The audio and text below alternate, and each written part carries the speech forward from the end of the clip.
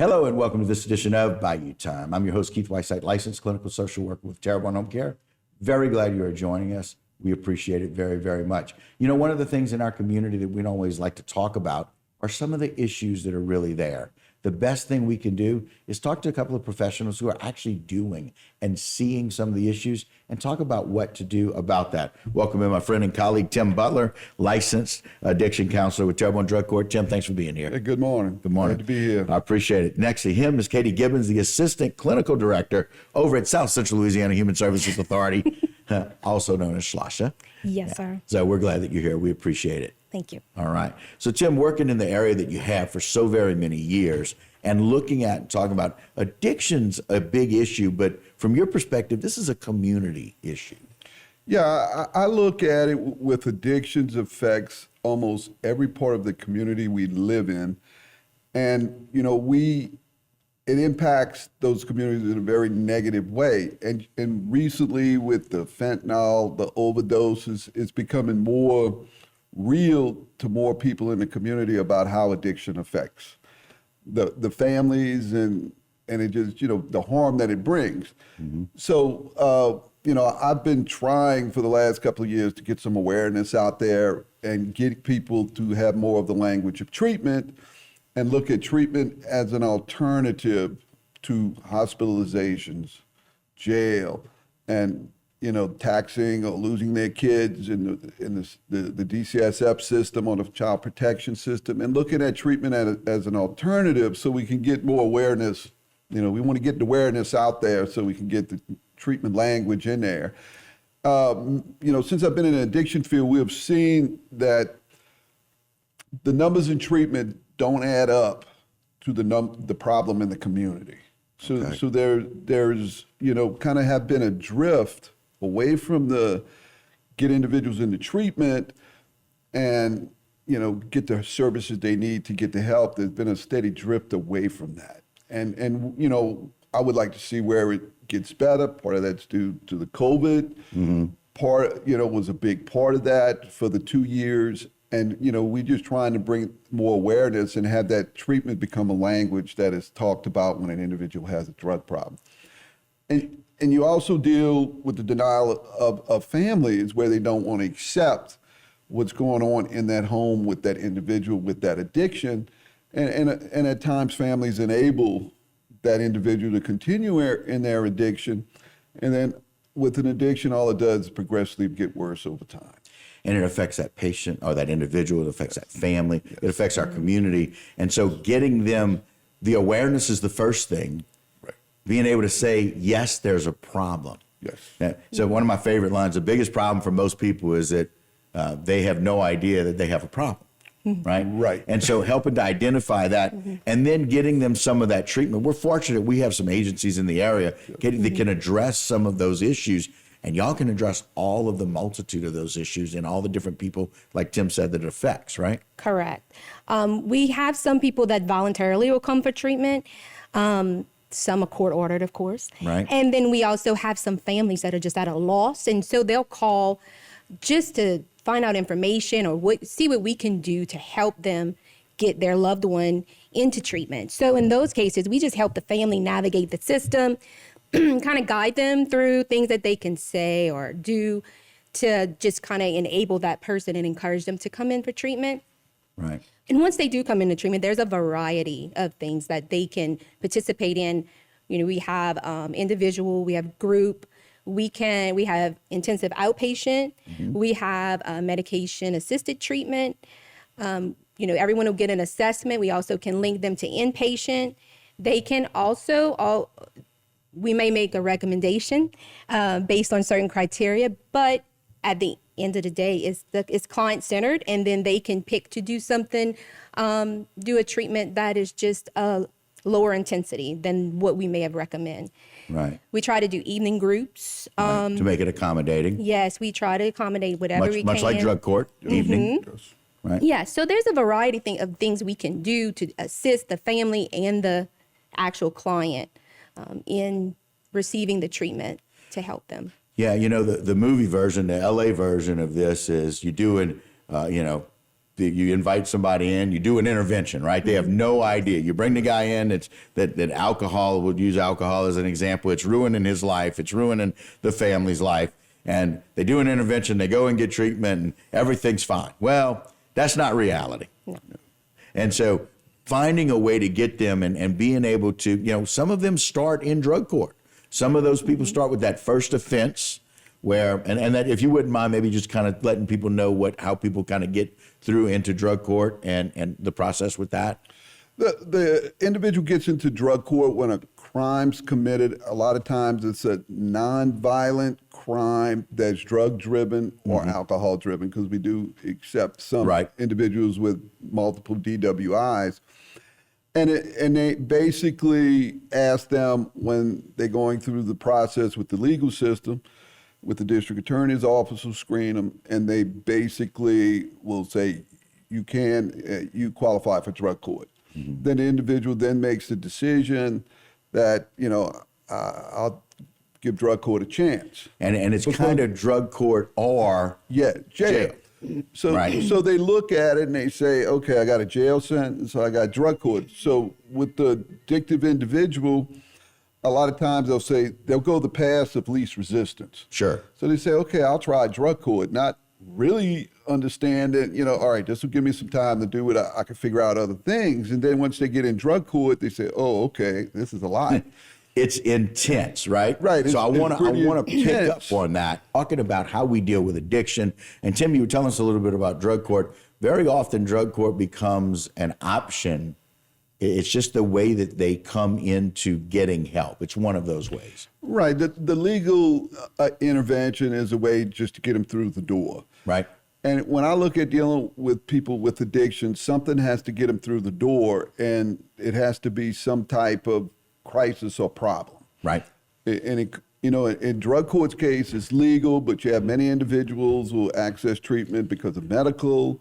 They'll have a mental health issue. They'll have issues with the loss of their kids through Child Protection Agency, or they'll be fired from their job because of drug use or alcohol use on the job, or they'll just get to the point with financially they're homeless, or they have no place to stay, or the family has had enough.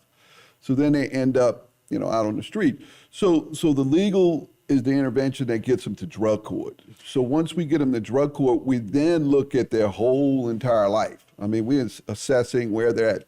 Do they have their kids? Have they lost their kids? Does somebody else have custody of the kids? And then we immediately begin to work on reuniting that family. And if it's the father and he hasn't had contact with his kids, then we're working on bridging that gap. If it's child support issues, we're working on setting up a payment plan. Right. Then, so we're working on the family, we're working on their medical. We make sure they all have physicals to make sure that medically they're okay. And if not, we're getting the medical end of it addressed. And so very often when we find maybe that dual diagnosis, when they've got some mental health and substance abuse, it's a large percentage, and it affects their awareness, but it also affects their ability to want to get help or not. And so I wonder, Katie, sometimes if people start there because they have to, either because of drug court or because the family said enough is enough, we're not doing this anymore, and then y'all start to see them, and maybe we get this aha moment in their life when they realize, all right, man, I've just spun myself into a terrible circle or hole here, and how do I get out of it? That's where y'all kind of come in. Yes, we strive for them to have that moment with us, and so that they can stay motivated. We encourage them to meet with, like y'all, we do a medical clearance. We have medical on staff as well. We do all evidence-based programs. We try to get down to, a lot of times there's some trauma that has happened in the lives, so we have special programs and curriculums for those things, and it all is constantly addressed.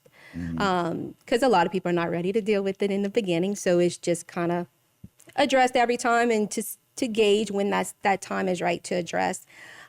Keeping them motivated can be challenging. We have peer support specialists who we will get to come in, and they'll meet with them, and sometimes that opens that door to the aha moment. Right. We do a lot of follow-ups and check-ins. We'll have the peers do that. We'll have case managers do that. We try to link them, just kind of meet them where they are. They may not feel that the drug use is the major issue. So if they don't feel that way, then we go with what they feel is a major issue while still attempting to address the Trying to figure that out. Yes. Ownership becomes a really important issue about being able to maintain their sobriety or maintain staying drug free. And both of you seem to have this holistic approach about looking at every area of their life that could be impacted. Right, Tim? Yes, I look at it, and part of what I do, like the individual in drug court, they mandated to go to work.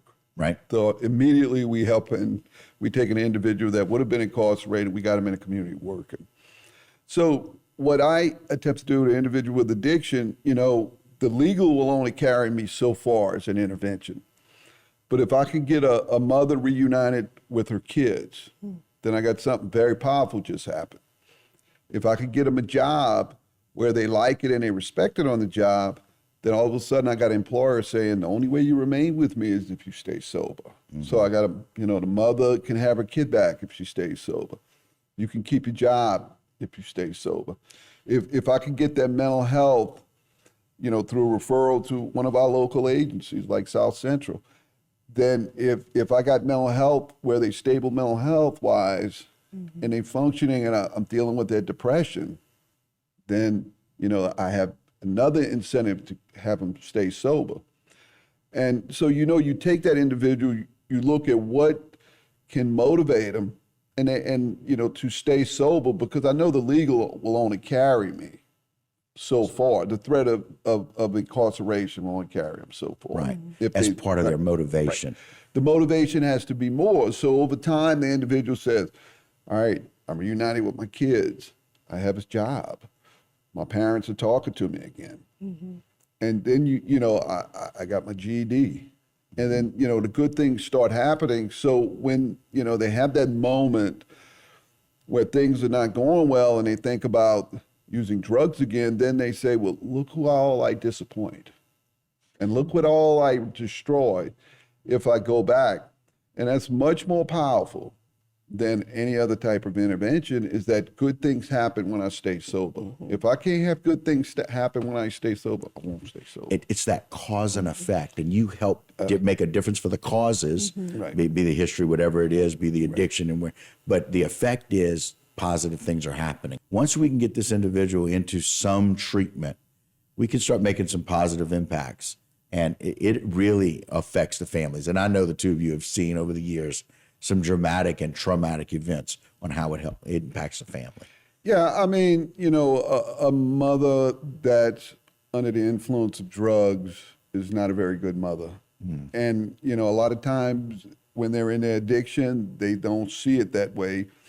And then the same thing, a father who's very involved with drugs or even alcohol, with both, is not a very good father. And, the kids are neglected. And their emotional support, the guidance they need, positive reinforcement, support with schools, support with the struggles that come with schools, supporting, the teachers that's working with their kids. It's just neglect that happens. And, when the intervention happens, no matter how it is, you begin to work with the mother and the father to rebuild that. But it had very, very severe impact on those young kids. And it also predisposes them to addiction themselves later in life. Right. We've seen that in a lot of the statistics. You Right. mentioned the mom and dad there. Right. You mentioned repairing that relationship with mom and dad. Sometimes tough love is about having to kind of shut them up. But when you do that and they have kids, there's such an internal conflict. Katie, I'm sure y'all see a great deal of that as well in your treatment options. Yes, we have a lot of broken families that we just try to, once the time is right, we're big proponents on family involvement. We'll do family education, try to get the whole family in to reestablish that relationship with the new boundaries and the new ways that New they coping have to, skills. all the new skills, give the client the new skills, the appropriate skills. and kind of work with the client now to navigate the whole system to just enhance the family. And giving them some responsibility there, right? About how they're rebuilding that. And y'all are helping. It's interesting that you mentioned how all of the different aspects about school. I didn't really think about talking with the teachers and really kind of building that and reestablishing the trust that the kids need. The kids need to reestablish trust, you know? Go back to psychodynamically Erickson, talking about trust and mistrust. It's so important, especially when it comes to addiction. Yeah, and I tell all the mothers and fathers I work with, trust is earned. Because with the addictive population, they want rewards immediately. And they get very impatient with the rewards that come from staying sober. They want them immediately. You're not going to get them. You can't take 10 years of mistrust that they had with an individual and repair it in 1 month. So it's a journey you on.